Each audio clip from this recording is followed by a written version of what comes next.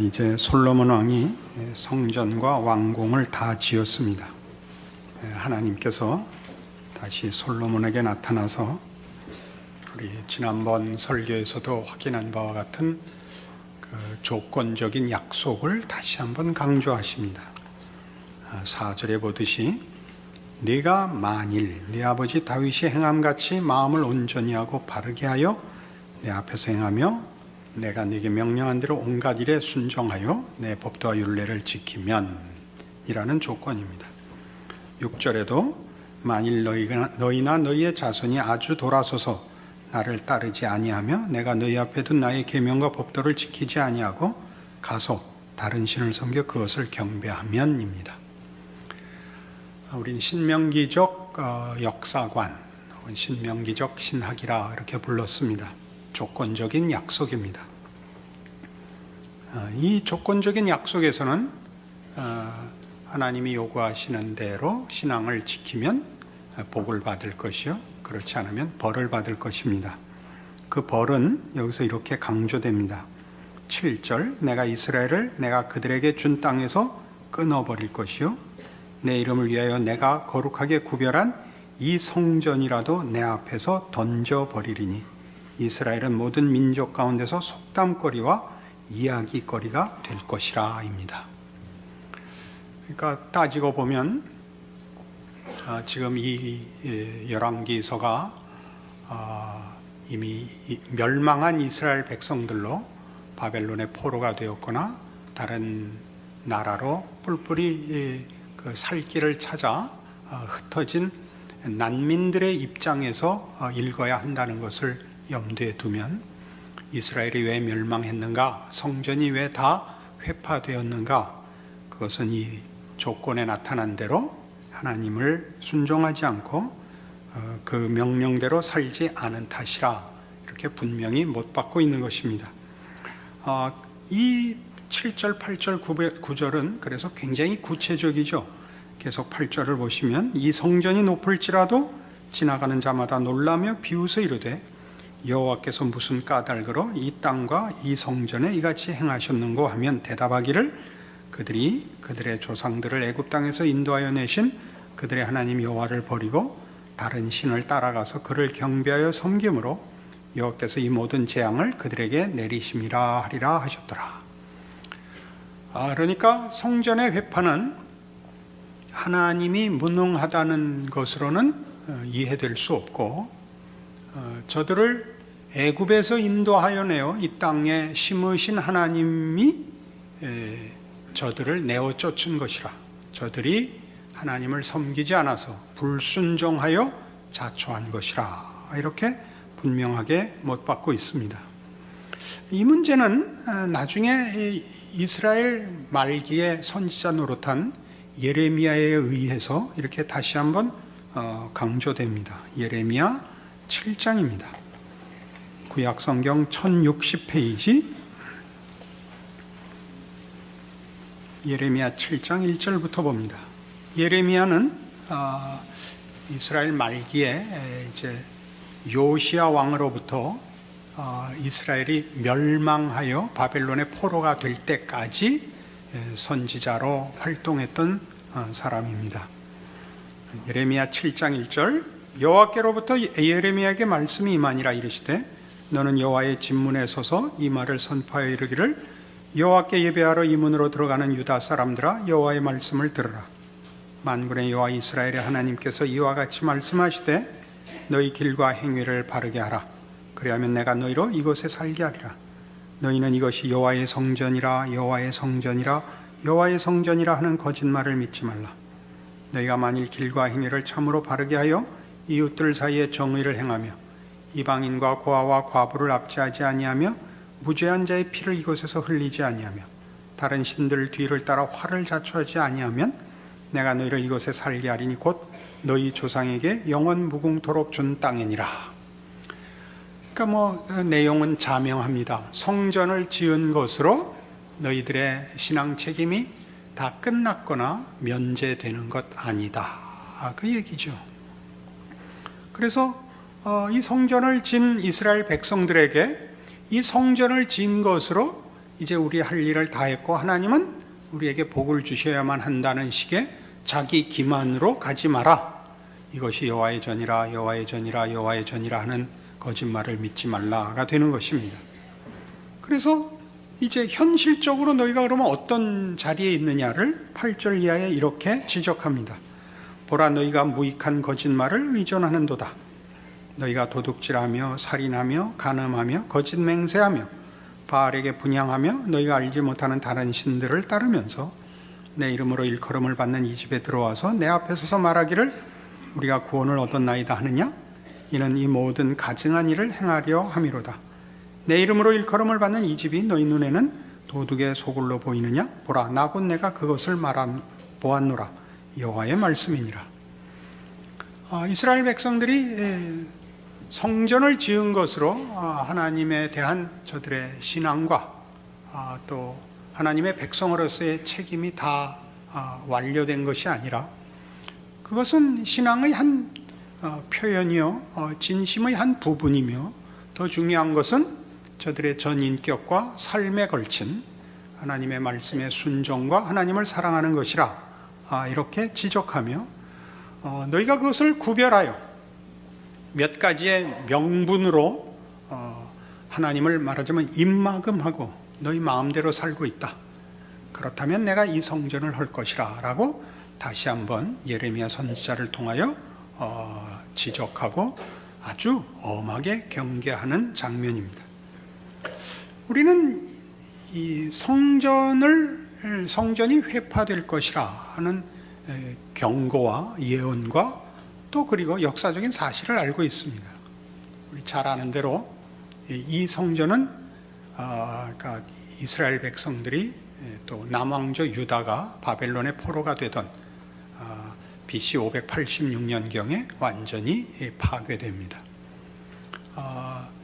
나중에 이제 그 포로 시대가 끝나고 고레스 왕의 칙령으로 인하여 이스라엘 백성이 본토로 복귀하게 되었을 때 그 유다의 회복된 유다의 지도자인 수룹바벨을 앞장 세워 BC 516년경부터 다시 성전 재건에 들어가서 시일이 좀 걸려서 성전을 다 짓습니다. 다시. 그러나 그 두 번째 성전은 알렉산더 대왕의 네 장군이 알렉산더 사후에 그 전 세계를, 그때 말하는 전 세계는 헬레니즘 세계의 전 세계입니다. 그 주로 소아시아 쪽의 그 팔레스타인 지방과 알렉산더가 점령했던 지방을 넷으로 나눌 때 그 그 나라가 되어 대표적으로 안티오코스 에페파네스 같은 사람에 의하여 약탈당하고 많이 훼손당합니다. 그랬던 것을 예수님 태어나실 때 왕이었던 헤롯 대왕이 BC 20년경부터 다시 개축을 하고 보수를 지나서 개축을 하는 좀 더 크게 다시 확장을 해서 AD 70년경에야 마치는데 다 마쳤을 때쯤 다시 로마에 의해서 완전히 회파됩니다. 그래서 예수님 예언처럼 돌 하나도 돌 위에 남지 않는 완벽한 이제 파괴가 이루어집니다. 그래서 우리가 지금 성경에서 보는 대로 이미 솔로몬에게 왕위를 넘길 때부터 다윗의 입을 통하여 무조건적 다윗 왕권의 은혜의 약속이 조건적 약속으로 변하기 시작한 걸 우리가 살펴보았습니다. 솔로몬이 성전을 짓겠다고 할 때 나타나셨던 하나님이 또 조건적인 그 약속을 거셨고, 지금 오늘 본문에서 보는 것은 이 조건적 약속이 특히 그 약속을 위반했을 때 닥쳐올 재난에 대하여 훨씬 크게 강조된 것을 봅니다. 따지고 보면 성전은 짓는 것만큼 그 회파됨, 그 파괴됨에 성경에 어떤 의미 있는 그 내용이 우리에게 자꾸 지적되고 있습니다. 요한복음 2장에 가면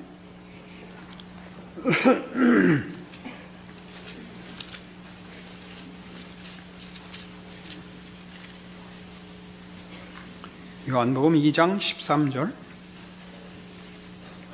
유대인의 유월절이 가까운지라 예수께서 예루살렘으로 올라가셨더니 성전 안에서 소와 양과 비둘기 파는 사람들과 돈 바꾸는 사람들이 앉아있는 것을 보시고 노끈으로 채찍을 만드사 양이나 소를 다 성전에서 내쫓으시고 돈 바꾸는 사람들의 돈을 쏟으시며 상을 엎으시고 비둘기 파는 사람들이 이르시되 이것을 여기서 가져가라, 내 아버지의 집으로 장사하는 집을 만들지 말라 하시니 제자들이 성경 말씀에 주의 전을 사모하는 열심히 나를 삼키리라 한 것을 기억하더라.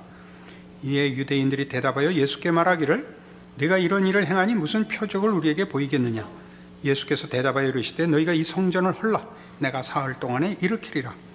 유대인들이 이르되 이 성전은 46년 동안에 지었거늘 네가 3일 동안에 일으키겠느냐 하더라. 그러나 예수는 성전된 자기 육체를 가리켜 말씀하신 것이라.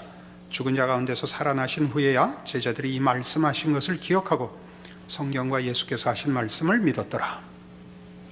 우리는 예수님이 이 땅에 우리를 구원하러 오셨고 하나님께서 그 구원의 주도자가 되시고 우리를 구원하여 하나님의 백성 삼으시는 것을 하나님이 원하사 순전히 은혜와 하나님의 사랑으로 그 아들을 보내셨고 그 안에서 우리를 구원하셨다는 사실을 알고 있습니다. 지금 예수님께서 성전 안에 들어가 그 성전에 그 말하자면 시장통이 된 것을 다 정결케 하시는 장면인데 이 일을 하자 사람들이 당신이 누구길래 와서 이런 일을 하는가? 당신이 뭐길래 무슨 권위로 이 장사꾼들을 다 몰아내는가? 이건 이 장사꾼들은 먼 지방에서 성전회와 제사를 지내야 되는 사람들이 재물을 가지고 오기가 불편하니까 와서 돈 주고 재물을 사곤 했는데 그것이 더 큰 일이 되고 말았던 것이죠. 성전의 그 진정한 의미와 그 내용보다 그저 제사를 지내기에 급급하고 하나의 신앙적인 표현과 수단에 불과한 피상적인 것이 되어서 장사가 더 중요한 일이 된 것을 주님께서 분노하신 것입니다. 이렇게 할 자격이 있느냐? 무슨 권위로 하느냐? 여기 무슨 표적을 우리에게 보이겠느냐? 도대체 무슨 권세로 이 일을 하느냐? 이 성전을 헐어라. 내가 사흘 만에 지을 것이라. 이렇게 대답하시는 장면이고 그것이 그의 죽으심과 부활로 제자들에게 그 말의 뜻이 이해됐다. 이렇게 말하는 대목입니다. 그러면 따지자면 예수님으로 인하여 진정한 성전이 성립된다면 사람이 지은 성전은 헐어야 된다는 뜻이 됩니다. 우리가 열왕기서에서 보는 성전의 회파는 사실은 그 백성들이 하나님을 제대로 섬기지 못하여 저들이 포로가 되고 성전이 회파되는 것인데 지금 예수님께서 성전을 헐어라 그래야 내가 새로 짓겠다라고 말씀하신다면 우리가 짓는 성전은 반드시 헐어야 되는 문제가 되는 것입니다. 그렇지 않으면 예수님이 자신이 지으시는 성전을 우리는 가질 수가 없다는 뜻이 되죠. 그 뭘 헐어야 되느냐?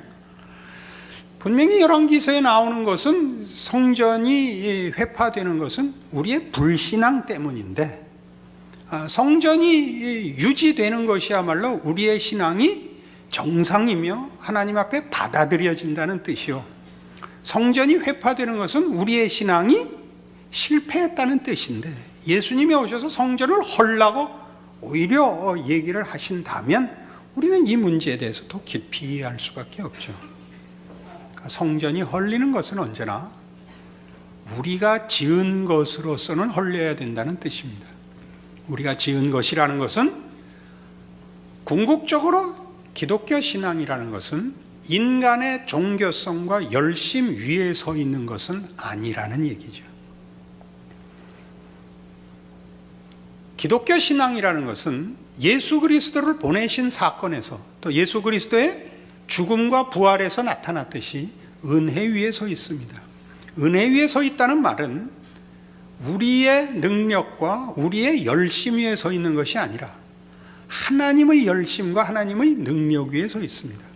우리가 하나님을 찾아서 구원이 이루어진 것이 아니라 하나님이 우리를 찾아와 구원을 허락하듯이 하나님을 모시고 만나야 되는 성전은 우리가 짓는 것이 아니라 하나님이 찾아와 지으시는 것이다. 이렇게 성경은 얘기하는 것입니다. 에베소서 2장에 가면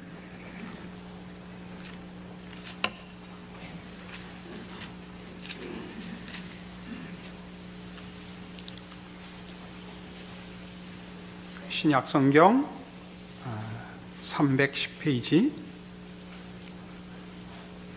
311페이지 에베소서 2장 20절입니다. 너희는 사도들과 선지자들의 터 위에 세우심을 입은 자라. 그리스도 예수께서 친히 모퉁이 돌이 되셨느니라. 그의 안에서 건물마다 서로 연결하여 주 안에서 성전이 되어가고 너희도 성령 안에서 하나님이 거하실 처소가 되기 위하여 그리스도 예수 안에서 함께 지어져 가느니라. 여기는 성전이 보이는 건축물이 아니라 예수 그리스도를 근거로 하여 하나님의 백성으로 구성된 인적 구성물이라 이렇게 가르칩니다. 그러니까 성전은 하나님을 만나는 곳인데 주도권이 우리에게 있지 않습니다. 하나님이 우리를 만나러 오시는 곳입니다. 우리가 지은 성전을 헐어야 되는 것은 우리가 요구하고 우리가 소원하고 우리가 만들어내는 종교와 대상이 아니고 유일한 창조주이신 하나님이 그가 지으신 백성들을 향한 당신의 신실하심으로 그 백성들의 하나님으로서의 당연한 그 권리와 책임을 수행하시는 은혜요 보살핌으로써 성전인 것입니다. 그래서 하나님은 우리를 찾아오시며 우리를 당신의 백성으로서 품으시는 것입니다. 우리가 만들 수가 없습니다. 하나님은 예수 안에서 만드십니다. 예수 안에서 성전을 만든다는 것은 또는 우리가 이해하는 대로 기독교 신자가 되고 그 신앙을 고백한다는 것은 이런 측면에서 하나님이 우리를 부르사 당신 품에 안으시는 행위입니다.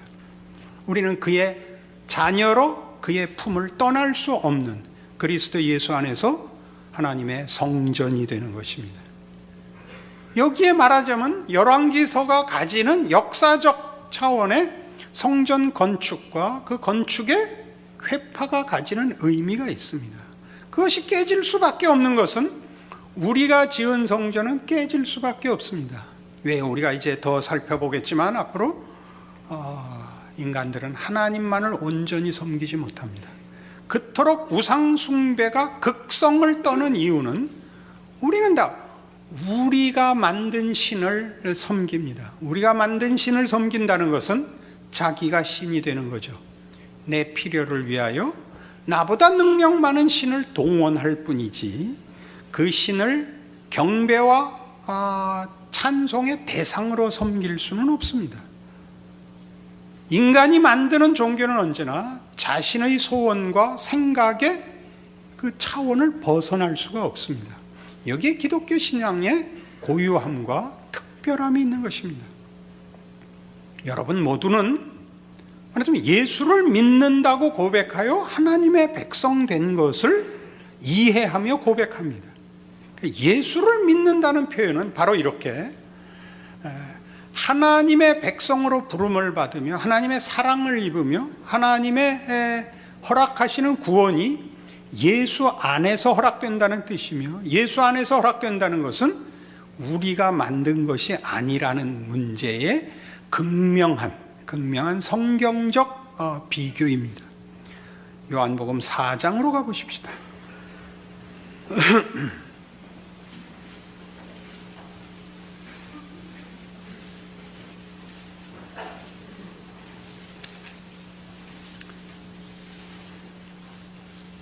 요한복음 4장 20절, 예수님께서 사마리아에 있는 수가라는 동네에서 어느 여인과 우물가에서 주고받은 대화입니다.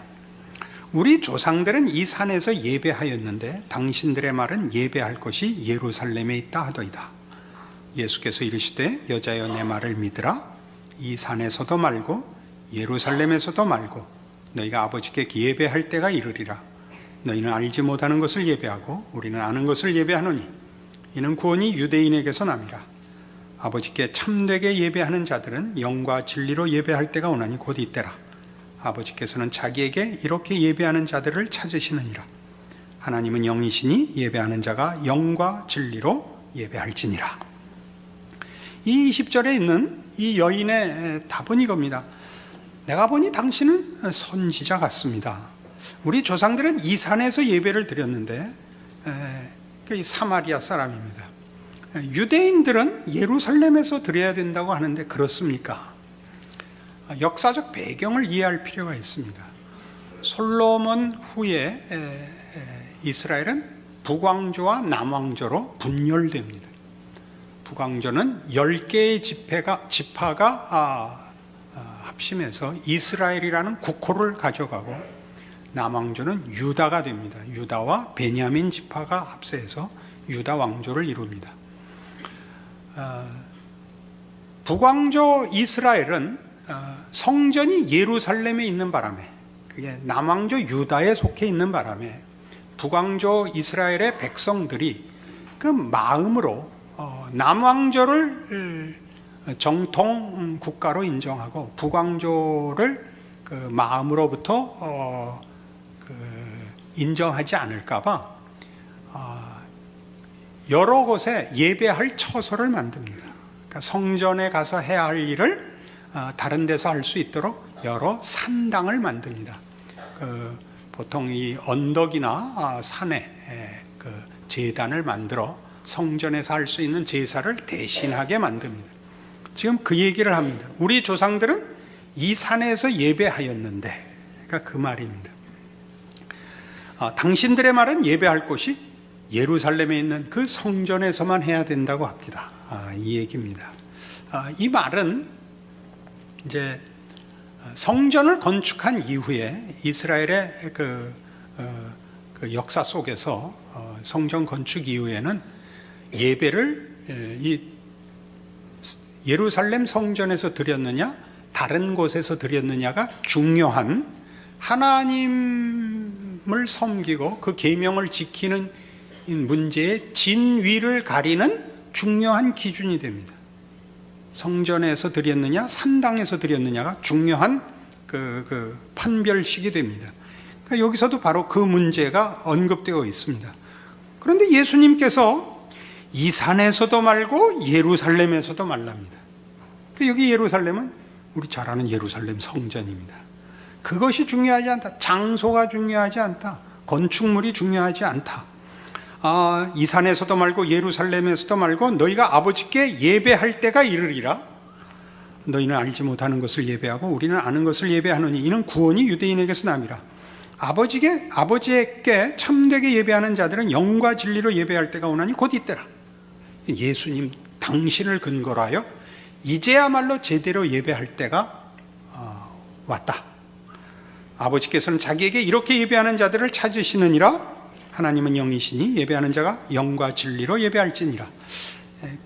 요 개정 개혁보다 개혁이 익숙해서 제가 그러는데, 하나님은 영이시니 예배하는 자가 신령과 진리로 예배할지니라.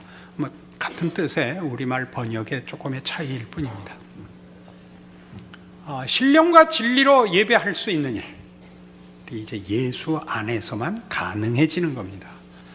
예수 안에서만 가능해진다는 것은 하나님께서 예수 안에서 우리와 화목하시며 진정한 은혜와 사랑과 허락하시는 모든 복들이 우리의 것이 될 수 있도록 모든 장애를 제거하십니다. 이것이 신령과 진정으로 드리는 예배입니다. 예수 안에서 허락된 구원입니다. 그러니까 오늘날 우리 모든 신자들이 예수를 믿는다라고 얘기할 때는 성부 하나님께서 성자 예수를 보내어 가능케 한 구원, 그래서 그 구원으로 말미암은 하나님의 진정한 자녀가 됐음을 믿습니다를 줄인 것이 됩니다. 그냥 난 하나님을 믿습니다 이렇게 표현하지 않고 기독교 신앙은 꼭 예수를 믿습니다라고 얘기합니다. 여기에 그 중요한 이유가 있습니다. 우리는 하나님이 막연한 하나님이 아닌 것입니다. 이 막연한 하나님이라는 것은 우리의 도덕성이나 종교성이나 실용성으로 내가 만든 하나님이 아니다가 가장 중요하게 분별되도록 예수를 믿는다라고 고백하는 것입니다. 예수는 역사상의 인물이며 역사적 사건으로서 십자가에 죽으시고 부활하셨습니다. 그래서 다른 누구를 추상적으로나 개념적으로 상상할 수 없는 그분 한 분입니다. 기독교 신앙을 논하면 여러분이 이렇게 주의를 지키고 하나님을 믿는다고 할 때 그 하나님을 아브라함과 이삭과 야곱의 하나님, 왜 이런 말을 하냐면 역사에 등장한 하나님, 그들의 생애를 통하여 증언한 하나님, 누구나 얘기하는 그냥 하나님이 아닌 역사로 계시된 하나님, 특별히 예수 그리스도를 통하여 우리를 만나신 하나님이라는 개념에서 예수를 믿는다고 고백을 합니다.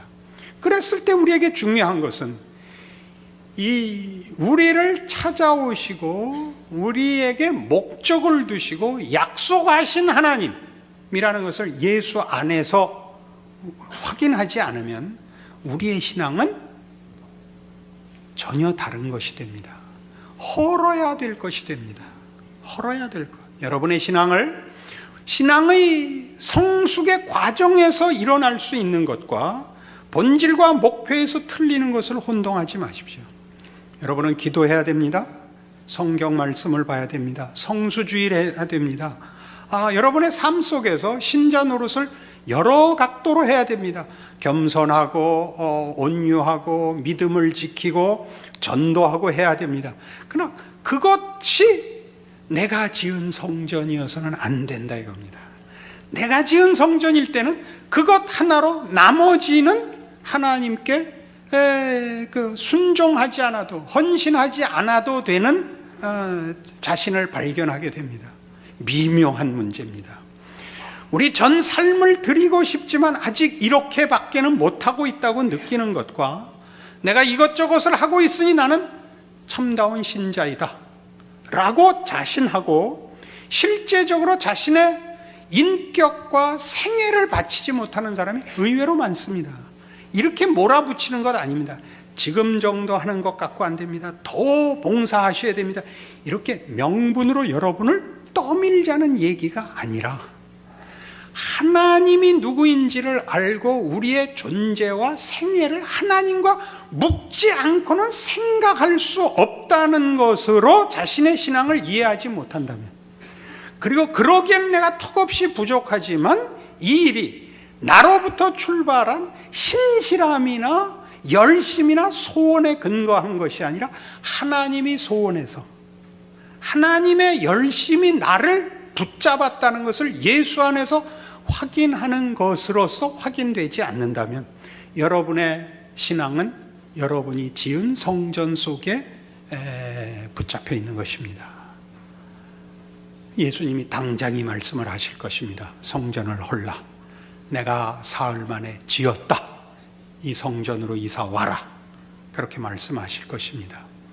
이 진정한 예수 안에서의 여러분의 신앙을 확인하게 되면 여러분은 여러분의 삶을, 여러분의 신앙을 어떤 정황이나 어떤 환경이나 또는 여러분의 신실함과 무능함까지도 다 묶어서 예수 안에 있는 하나님의 사랑과 구원함에서부터 벗어날 수 없다는 안전과 약속 속에서 자신을 돌아보게 되며, 그래서 늘 회개하고 늘 다시 소망을 가지게 됩니다. 만일 우리가 고백하는 신앙 고백의 근거가 확인되지 않으면 우리는 늘 절망과 갈등과 자만 사이를 넘나들게 될 것입니다. 여러분의 신앙을 점검하십시오. 아직도 헐어야 되는 성전인지, 예수님이 지으신 성전 안에 있는지, 그래서 하나님과 함께 살기에 두려우며 부끄러우며 그러나 안심이 되고 있는가? 오늘의 이 말씀으로 여러분의 힘을 삼으시기 바랍니다. 기도하십시다. 하나님 아버지, 은혜를 감사합니다. 하나님의 자녀가 되고 예수 안에서 부름을 받는다는 것이 어떠한 것인지 확인합니다. 그것은 하나님의 은혜요, 능력이요, 약속이요, 신실하시며 기뻐하시는 우리 모두를 향한 복입니다. 이 사실을 알고 우리의 삶을 살게 하사 우리의 삶의 어느 정황, 어느 환경, 어느 경우 나의 어떠함을 뛰어넘는 하나님의 부르심과 기뻐하심 속에 있는 우리의 존재와 운명을 확인하여 신자로서의 당연한 순종과 책임 있는 삶을 주 앞에 드리는 승리하는 하루하루의 삶을 사는 자 되게 하셔서 우리의 존재와 우리의 삶은 이 세상에 비치고 소금이며 하나님의 사람으로 사는 기적의 인생인 것을 모두가 확인하는 그런 승리하는 삶이 되게 축복하여 주시옵소서. 지금은 우리 주 예수 그리스도의 은혜와 하나님 아버지의 극진하신 사랑과 성령님의 교통하심이 하늘 하나님을 아버지라 모시게 된 존재와 삶과 운명을 기억하고 예수 안에서의 승리를 약속하고 돌아가는 심령들 위해 영원토록 함께 있을지어다. 아멘.